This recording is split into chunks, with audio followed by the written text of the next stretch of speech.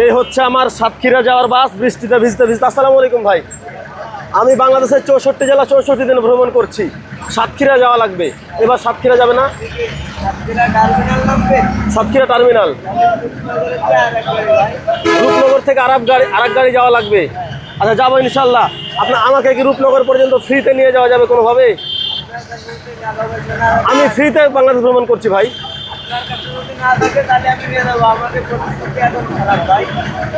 আচ্ছা আমাকে কোনোভাবে নিয়ে চলেন। আচ্ছা ধন্যবাদ ভাই।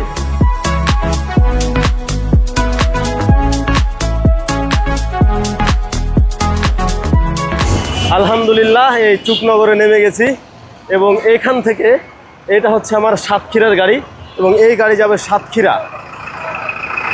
আসসালামু আলাইকুম ভাই, আমি শূন্য পকেটে সমগ্র বাংলাদেশ ভ্রমণ করছি।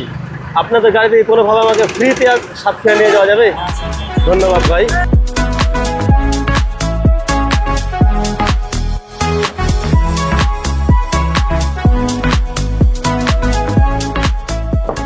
সাতক্ষীরার নাম মাথায় আসলে চোখের সামনে শুধু ভাসতে থাকে বাগদা চিংড়ি আর বাগদা চিংড়ি। এই সাতক্ষীরা জেলায় প্রচুর পরিমাণে বাগদা চিংড়ি চাষ হয় এবং এই সাতক্ষীরার অর্থনীতির সিংহভাগই আসে বাগদা চিংড়ি থেকে। এবং এই চিংড়ি শুধু দেশের চাহিদাই না, দেশের চাহিদা মিটায়ে বিদেশেও রপ্তানি করা হয়। আমি যাচ্ছি সেই চিংড়ির কারখানায়, যেখান থেকে শেড থেকে বা ঘের থেকে এইখানে চিংড়ি নিয়ে আসা হয় এবং এই চিংড়ি আবার শেডে করে বা চিংড়ি আবার প্রস্তুত করে পাঠিয়ে দেওয়া হয় বিভিন্ন কোম্পানিতে বরফের মাধ্যমে বা আইসক্রিম দিয়ে, এবং সেই কোম্পানি থেকে রিপেয়ারিং করে কোম্পানি আবার বিদেশে রপ্তানি করে। যাচ্ছি সেইখানেই দেখতে। এর ভিতরে দেখা যাক আমি দেখতে পাই কিনা বহুল প্রতীক্ষিত আমার বাগদা চিংড়ি। আসসালামু আলাইকুম, আমি শূন্য পকেটে সমগ্র বাংলাদেশ ঘুরছি। আজকে আছি আপনাদের সাতক্ষীরা জেলায়, তাই ভাবলাম সাতক্ষীরা জেলায় এসেছি, চিংড়ি দেখবো না তা কি করে হয়, তাই এখানে আসলাম। যাইতে পারি? যাক আলহামদুলিল্লাহ, আমাকে যাওয়ার জন্যে কোনো প্রকার কোনো বাধা দেওয়া হয়নি এবং অবশেষে আমি চিংড়ির এইখানে।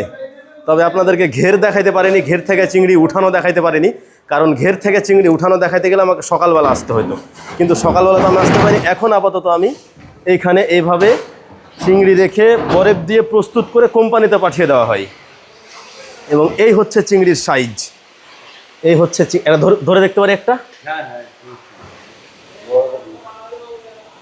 এই হচ্ছে চিংড়ির সাইজ এবং এটি হচ্ছে বাগদা চিংড়ি। বাগদা না, এটি হচ্ছে বাগদা চিংড়ি এবং এই চিংড়িগুলা চলে যায় বিভিন্ন কোম্পানিতে বিভিন্ন জায়গায়। এইখানে যতগুলা দেখা যাচ্ছে ক্যারেট, সবগুলা চিংড়িতে পরিপূর্ণভাবে ভর্তি এবং এখান থেকে চলে যাচ্ছে দেশের বিভিন্ন প্রান্তে। এগুলো আবার কোথা থেকে আসছে? এগুলো সব ঘের থেকে না, মানে এগুলা ঘের থেকে নিয়ে আসা হয়ে এখানে নামানো হচ্ছে, এখান থেকে তখন চলে যায়। এখান থেকে আপনার কত দূর অব্দি যায়? খুলনা যায়, মানে কথা দেশের বিভিন্ন প্রান্তে যেগুলো মাছ। আচ্ছা, মানে এগুলো যাবো মাছ ফ্যাক্টরিতে, ফ্যাক্টরি থেকে তখন বিদেশে রপ্তানি। ঠিক আছে, ভালো থাকবেন। এই ভ্যানে আরও আসছে চিংড়ি। এটা হচ্ছে ঘের থেকে সরাসরি আসছে, তাই না? এটা হচ্ছে ঘের থেকে সরাসরি এবং এখানে এখন নামবে, দেন এখান থেকে চলে যাবে এই চিংড়িগুলা দেশের বিভিন্ন কোম্পানিতে এবং কোম্পানি থেকে প্রস্তুত করে নিয়ে যাওয়া হবে, পাঠিয়ে দেওয়া হবে দেশের বিভিন্ন জায়গাতে। এবং এইদিকে আরও আছে, এদিকে যত দূর যাওয়া যাবে সব।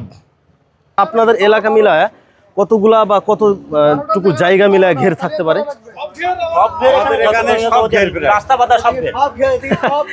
মানে এক কথায় কালীগঞ্জ থেকে শুরু করে